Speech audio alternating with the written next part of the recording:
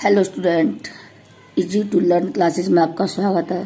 Student, आज मैं आपके लिए एक्टिव पैसिव लेकर आई हूँ। पिछले वीडियो में मैंने आपके लिए आर्टिकल्स ए एंड डी का प्रयोग करना सिखाया था। ओके, तो आज मैं आपको जो ये एक्टिव पैसिव लेकर आई हूँ, इसमें मैंने आप चार्ट देख रहे होंगे। इस चार्ट आपके लिए बहुत ही उपयोगी होने वाला है और आज जो वीडियो वो भी आपके लिए बहुत ही ज़्यादा उपयोगी होगा, क्योंकि मैं आपको इसमें इतनी इजी ट्रिक्स बताऊंगी, समझाऊंगी कि जिससे आप कुछ ही मिनटों में एक्टिव पैसिव आसानी से इजीली कर सकते हैं। ओके, तो सबसे पहले हम ये चार्ट समझते हैं। चार्ट नंबर ये फर्स्ट नंबर एक चार्ट है ये। इसमें देखिए स्टूडेंट, एक्टिव जो ब्लू या जो विषय लिखे हुए हैं ये ब्लैक से, ये एक्टिव वॉइस में जो हेल्पिंग वर्ब आता है उसका यूज किया है, और जो पिंक से लिखा हुआ है ये पैसिव वॉइस, इससे क्या होगी हेल्पिंग वर्ब क्या हो जाएगी उसके बारे में लिखा हुआ। जैसे यदि अगर आपके एक्टिव वॉइस में डू डस का प्रयोग हुआ है तो आप उस जगह आपका इज आर एम हो जाएगा। अगर आपके एक्टिव वॉइस में इज आर एम का प्रयोग हुआ है, साथ में आईएनजी लगी है, तो स्टूडेंट के साथ में इज एम आर के साथ में आईएनजी की जगह बीइंग का प्रयोग होगा। ठीक, ओके। इस प्रकार से हैज हैव है तो उसके साथ हैज हैव के साथ में बीन लग जाएगा। सिंपल बिल्कुल हैज हैव के साथ में हैज हैव लिखा जाएगा, लेकिन साथ में बीन आ जाएगा। और यदि किसी सेंटेंस में स्टूडेंट हैज हैव बीन का प्रयोग हुआ है तो वो प्रेजेंट परफेक्ट काउंटिंग टेंस होगा और उसमें उसकी पैसिव वॉइस नहीं बनती है। ओके, इसी प्रकार से डिड अगर आपके सेंटेंस में दिया है तो उसका वाज वर्ब हो जाएगा। यदि वाज वर्ब के साथ में आईएनजी लगी हुई है तो वाज वर्ब के साथ में आईएनजी के बाद उसमें बीइंग का प्रयोग होगा। ओके, आईएनजी की जगह उनमें बीइंग का प्रयोग करेंगे, उसमें आईएनजी नहीं लगेगी, वर्ब की थर्ड फॉर्म लगेगी। ठीक है, तो वाज वर्ब के साथ में बीइंग का प्रयोग होगा। हेड के साथ में स्टूडेंट हेड बीन हो जाएगा, हेड का तो बाकी के साथ में उसके बीन हो जाएगा। और यदि के सेंटेंस में आपके हेड बीन है तो उसकी पैसिव वॉइस नहीं बनेगी, अर्थात पास्ट परफेक्ट कॉन्टिन्यूअस टेंस की पैसिव वॉइस नहीं बनेगी। ओके, इसी प्रकार से बिल सेल अगर आपके सेंटेंस में दिया हुआ है तो उसका विल बी और सेल बी का यूज होगा। ठीक है, विल बी और सेल बी। यदि के सेंटेंस में बिल सेल बी दिया हुआ है आपके एक्टिव वॉइस में तो स्टूडेंट वो आपका फ्यूचर कॉन्टिन्यूअस टेंस होगा और उसकी पैसिव वॉइस नहीं बनेगी। ओके, उसी प्रकार से बिल सेल हैव दिया है अगर आपके सेंटेंस में एक्टिव वॉइस में तो स्टूडेंट उसकी हेल्पिंग वर्ब में बिल हैव बीन या सेल हैव बीन हो जाएगा, तो उसमें बीन का यूज हो जाएगा। ठीक है, उसी यदि आपके सेंटेंस में एक्टिव वॉइस में बिल सेल हैव बीन का यूज किया है तो स्टूडेंट उसकी पैसिव वॉइस नहीं बनेगी, ये आपका फ्यूचर परफेक्ट कॉन्टिन्यूअस टेंस होगा और उसकी पैसिव वॉइस नहीं बनेगी।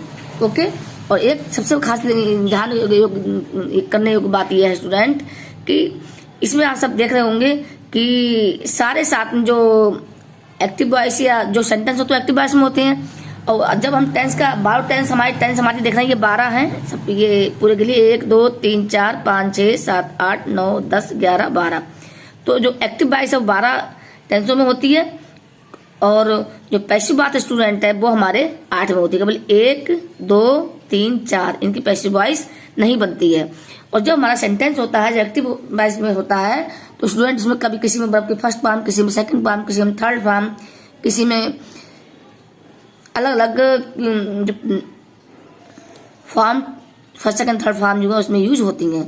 लेकिन जब हम उसकी पैसिव वॉइस बनाते हैं स्टूडेंट तो केवल एक ही फॉर्म वर्ब की थर्ड फॉर्म ही यूज होती है। ये आप ध्यान कर लीजिए कि इसमें वर्ब की थर्ड फॉर्म का ही प्रयोग होता है।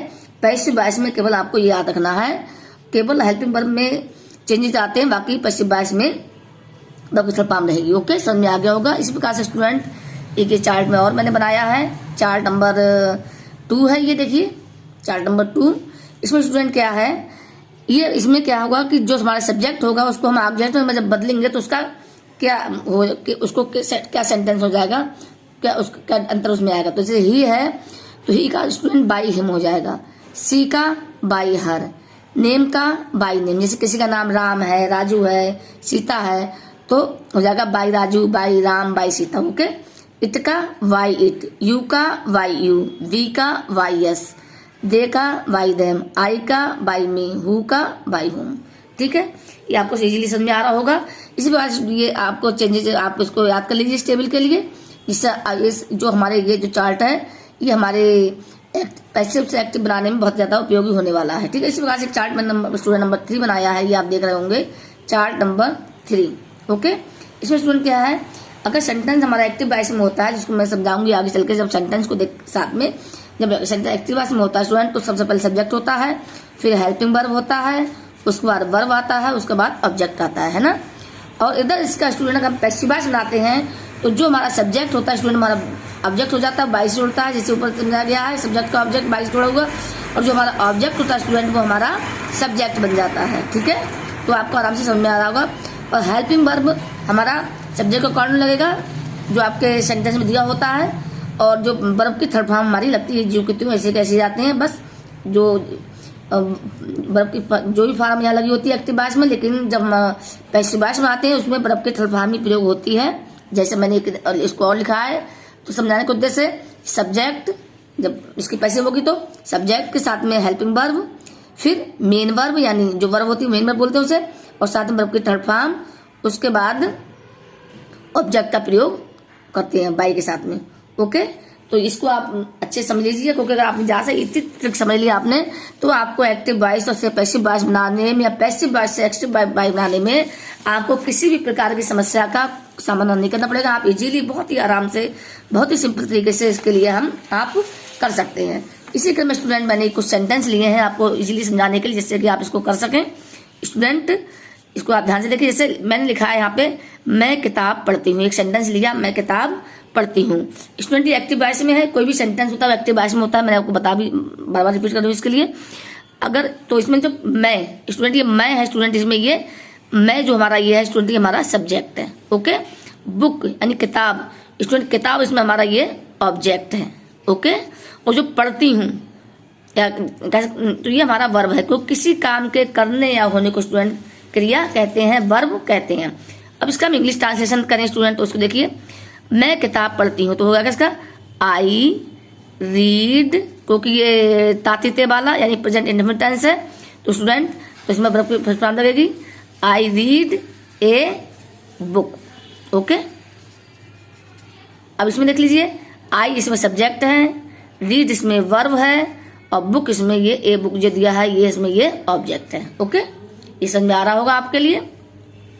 अगर हिंदी में मैं किताब पढ़ती हूँ, आई रीड ए बुक, अगर इसके हिंदी में हम इसका पैसिव वॉइस बनाएं तो जो बुक जो ऑब्जेक्ट है वो हमारा सब्जेक्ट बन जाएगा, तो किताब, फिर उसके बाद हमारा क्या है, वर्ब, पढ़ती हूँ अर्थात पढ़ी जाती है, जो कि जो सेंटेंस है वो कहा जा रहा है किताब पढ़ी जाती है मेरे द्वारा। अब यहाँ देखिए, किताब, मैं किताब पढ़ती हूँ या किताब पढ़ी जाती है मेरे द्वारा, तो देखो दोनों का कहने का भाव एक ही है, अर्थ एक ही है, लेकिन केवल थोड़ा सा चेंज हुआ है, शब्दों का हेरफेर हुआ है। ठीक है, तो इसमें एक्टिव से पैसिव वॉइस बनाने में कोई भी भाव में उसके अर्थ में कोई भी अंतर नहीं आता है। ये आप अच्छे से तरह से अपने माइंड में बैठा लीजिए कि इसमें कोई भी नो चेंज होता है, भाव बिल्कुल ज्यों का त्यों रहता है, केवल शब्दों का अंदर का उधर अंतर आ जाता है। तो अब इसकी पैसिव वॉइस में किताब, इसमें देखिए किताब में क्या, ये किताब हमारी क्या है स्टूडेंट, ये यहाँ पे ये किताब हमारी ऑब्जेक्ट थी, यहाँ पे हमारी होगी सब्जेक्ट, ये पढ़ी जाती है, ये हमारा वर्ब है, मेरे द्वारा ये हमारा ऑब्जेक्ट है, जो सब्जेक्ट था वो ऑब्जेक्ट, ऑब्जेक्ट था वो सब्जेक्ट। आगे समझा रहे हो। अब यहाँ से इसका हम इंग्लिश में इसको ट्रांसलेट करें, बुक बिल्कुल पढ़ी जाती है।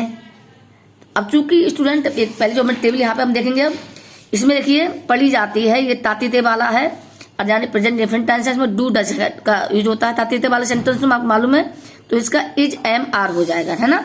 तो द बुक इज, अब यहाँ पे वर्ब की थर्ड फॉर्म लगाई जाएगी, क्योंकि आपको पहले बताया जा चुका है कि किसी भी पैसिव वॉइस में वर्ब की थर्ड फॉर्म लगती है तो पढ़ी जाती है, तो पढ़ने की होती है रीड, और इसकी तीनों form student, read red red, तीनों फॉर्म इसकी एक ही होती हैं। इसमें केवल बोलने में अंतर होता है, लेकिन स्पेलिंग एक ही होती है। तो बुक इज रेड पढ़ी जाती है किस द्वारा, बाई मी, मेरे द्वारा। ओके, बाई मी। अब यहाँ देखिए आप, मैंने ये जो टेबल बनाई थी, आई का हो जाता है स्टूडेंट ये बाई मी, तो समझ में आ रहा होगा इस टेबल हमारी कितनी उपयोगी सिद्ध हो रही है, इससे आप यूज करेंगे और बाद में इसको आप इसको अच्छे से याद कर लेंगे। इसके बाद दूसरा है स्टूडेंट, इस समझ में आ गया होगा, दूसरा I am playing cricket, I am playing, मैं खेल रहा हूँ क्रिकेट, मैं क्रिकेट खेल रहा हूँ। तो देखिए यहाँ पे आई क्या है, सब्जेक्ट है, एम इसमें स्टूडेंट हेल्पिंग वर्ब है, प्लेइंग इसमें मेन वर्ब है, और क्रिकेट इसमें ऑब्जेक्ट है। अब क्या करना है हमें इसके अकॉर्डिंग, जो मैंने टेबल का देखिए क्या करना है, सब्जेक्ट का ऑब्जेक्ट, ऑब्जेक्ट का सब्जेक्ट। ठीक है, बिल्कुल सेम। सब्जेक्ट हमारा इसमें क्या जो ऑब्जेक्ट वो सब्जेक्ट बन जाएगा, तो क्रिकेट हमारा क्या बन जाएगा स्टूडेंट, ये सब्जेक्ट बन जाएगा, CRICKET क्रिकेट। फिर एम, चूंकि आई के साथ में एम आता है लेकिन क्रिकेट है तो साथ में क्या आएगा स्टूडेंट, इज, है ना। अब क्योंकि इसमें ING का यूज हुआ है तो ING जिन वाक्य में उसमें बीइंग का प्रयोग करते हैं, जैसे जहां भी ING का प्रयोग हुआ तो वहां पे बीइंग का प्रयोग ये हुआ है, आप देख रहे हैं। तो क्रिकेट इज बीइंग। अब स्टूडेंट ये प्ले, इसे थर्ड फॉर्म लगेगी, क्या लगेगी, क्योंकि सभी पैसिव वॉइस में वर्ब की थर्ड फॉर्म लगती है तो हो जाएगा प्लेड। अब इसमें क्या जाएगा, तो प्लेड हो गया ये। इसके बाद हमारा बचा ऑब्जेक्ट, तो सब्जेक्ट का ऑब्जेक्ट बनता है इसमें, तो ऑब्जेक्ट हमारा क्या है, आई, तो आई का क्या हो जाएगा स्टूडेंट, देखिए आई का बाई मी, यहां भी आई का बाई मी, ओके। इसी प्रकार से स्टूडेंट हमारा नेक्स्ट है स्टूडेंट हमारा, you do not learn your lesson. मैंने यहाँ पे डू नॉट का प्रयोग किया है क्योंकि मैंने सोचा कि आपको सभी प्रकार के सेंटेंस समझ में आ जाने चाहिए, तो इस प्रकार से मैंने यहाँ डू नॉट वाला लिया है। तो यहाँ पे यू सब्जेक्ट है, डू नॉट, डू ये हेल्पिंग वर्ब है, लर्न ये आपका मेन वर्ब है, योर और लेसन ये आपका ऑब्जेक्ट है पूरा, ठीक है। अब इसकी हम पैसिव वॉइस बनाएंगे तो सबसे पहले हमारा सब्जेक्ट ऑब्जेक्ट का सब्जेक्ट बन जाएगा, तो यानी ऑब्जेक्ट सब्जेक्ट यानी योर लेसन, ओके। उसके बाद स्टूडेंट डू आया है इसमें हेल्पिंग वर्ब में, तो डू का क्या हो जाएगा, इज आर एम, दिखा यहाँ पे आप लोग देख रहे होंगे। तो योर लेसन इज, स्टूडेंट इसमें नॉट कल नॉट का जो क्यों आ जाएगा, ऐसे ही नेगेटिव है तो नेगेटिव का उसमें कोई वो नहीं, इज नॉट, यहाँ पे डू नॉट, उसमें हो जाएगा हमारा इज नॉट, ओके। लर्न की थर्ड फॉर्म लगेगी, हो जाएगा हमारा स्टूडेंट ये लरंट, लरन, लरंट, लरंट ये थर्ड फॉर्म, ठीक है। वाई यू, ये देखिए टेबल में भी यू का क्या है स्टूडेंट, ये वाई यू है ना, तो यू वाई यू है ना, कितना सिंपल, इजीली आप बना रहे होंगे इसके लिए, है ना। नेक्स्ट स्टूडेंट है इसमें, आई हैव रिटन एन ऐसे, आई हैव रिटन मैंने लिखा है, एन ऐसे एक निबंध, मैंने एक निबंध लिखा है। तो यहाँ पे आई हमारा सब्जेक्ट है, हैव हमारा मेन वर्ब है, वो सॉरी हेल्पिंग वर्ब है, ये हैव हमारा क्या स्टूडेंट, ये हेल्पिंग वर्ब, रिटन इसमें आपका ये मेन वर्ब है, और एन ऐसे आपका ये ऑब्जेक्ट। अब क्या करना है, ऑब्जेक्ट का सब्जेक्ट, सब्जेक्ट का ऑब्जेक्ट, तो ऑब्जेक्ट सब्जेक्ट बनेगा तो यहाँ पे हो जाएगा स्टूडेंट एन ऐसे, ओके। फिर हैव का हैव तो लिंग ऐसे ही, और साथ में स्टूडेंट यहाँ क्या लग जाएगा हमारा वील, देखिए टेबल में दिखाऊंगी आपके लिए बेबी में, जो टेबल हमारे मतलब है जब साथ में क्या हो जाएगा स्टूडेंट, बीन लग जाएगा, है ना, देख रहे होंगे।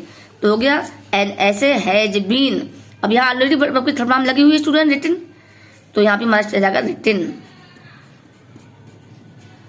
वाई आई का वाई मी, वाई मी पहले ही समझ दिखाया चुका है। तो स्टूडेंट है ही हेल्प मी टूडे, ही हेल्प मी टूडे। अब यहाँ पे ही क्या है स्टूडेंट, हमारा ये सब्जेक्ट है, हेल्प इसमें स्टूडेंट हेल्प में अपने लगा है, वर्ब की सेकंड फॉर्म लगी क्योंकि पास्ट इंडेफिनिट टेंस है और इसमें वर्ब की सेकंड फॉर्म लगती है या डिड का प्रयोग होता है, जो कि अफर्मेटिव सेंटेंस है ये, तो इसमें वर्ब की सेकंड फॉर्म लगाई गई है, डिड का प्रयोग इसमें नहीं किया गया है। तो यहाँ पे ये मेन वर्ब है हमारा, ये हेल्प्ड,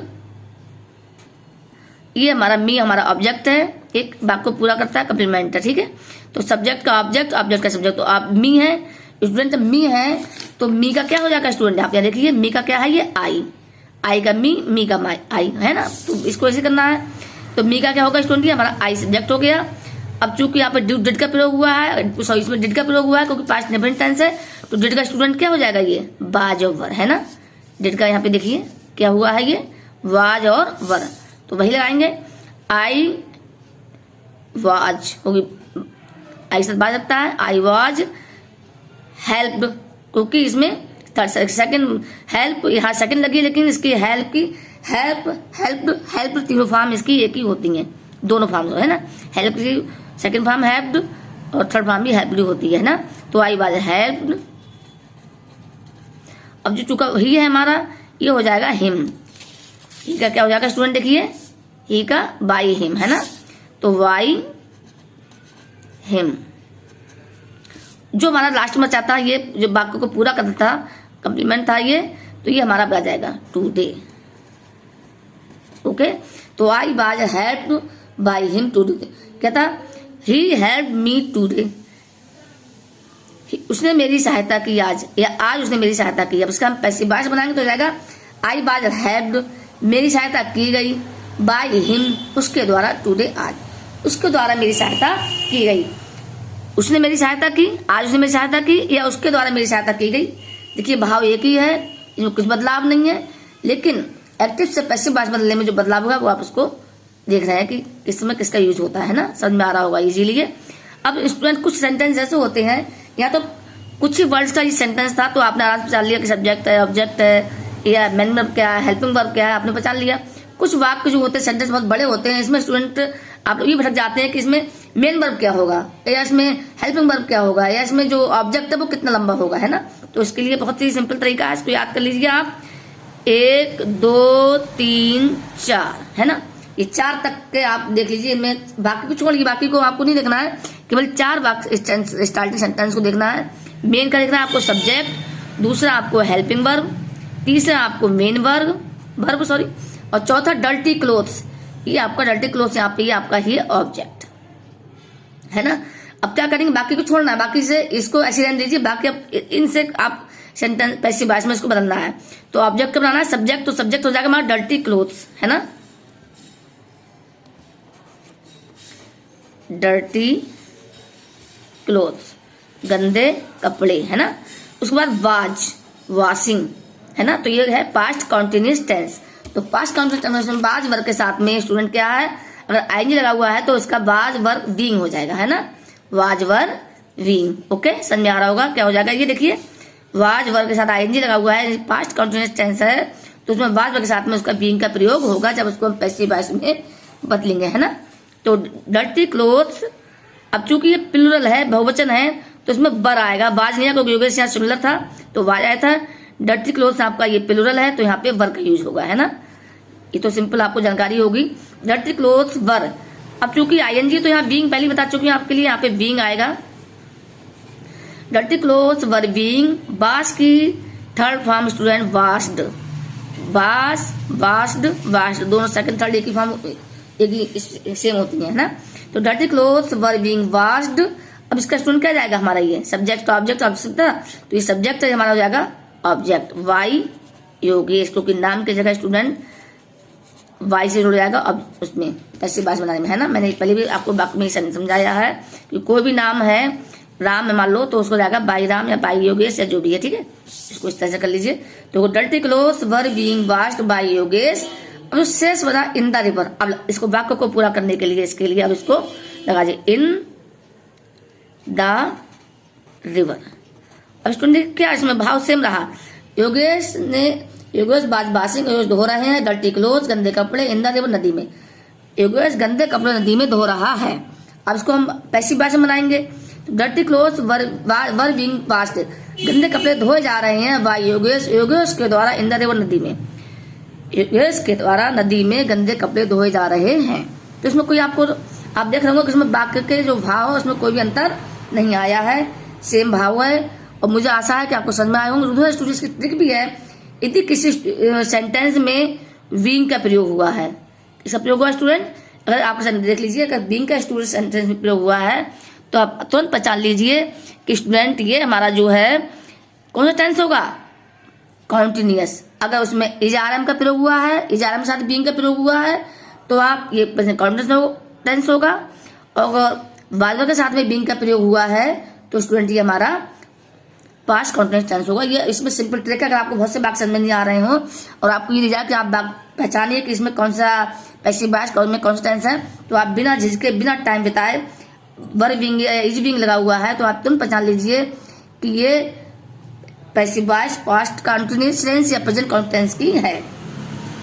उसी प्रकार से स्टूडेंट इसमें बहुत सारी ट्रिक्स हैं, जैसे आप देख रहे हैं ये, जैसे एक स्टूडेंट ये हमारा है हैज का, जैसे हैज अगर आपके पैसिव वॉइस में हैव बीन रिटन पर कुछ नाम लगी हुई है तो आप इसको आप पहचान लीजिए तुरंत ही कि ये हमारी स्टूडेंट ही। इसके अलावा स्टूडेंट्स में मैंने जो चार्ट बनाया है, ये चार्ट भी आपके लिए बहुत ही उपयोगी है।